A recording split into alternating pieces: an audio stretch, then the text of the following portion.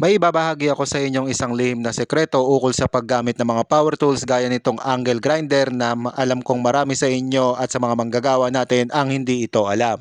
Kapag gumagamit tayo ng angle grinder at mahabang oras natin itong gamitin, ito ay umiinit.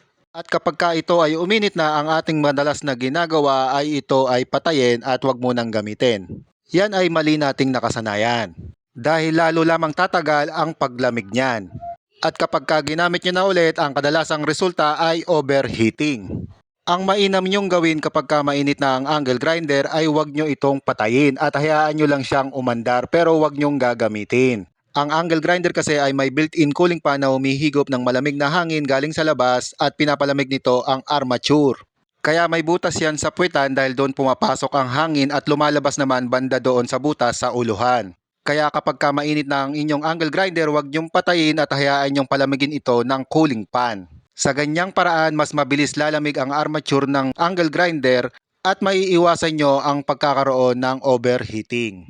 Ganyang paraan din ang i-apply nyo kapag barena naman ang inyong gamit dahil parehas lang sila ng mekanismo ng angle grinder.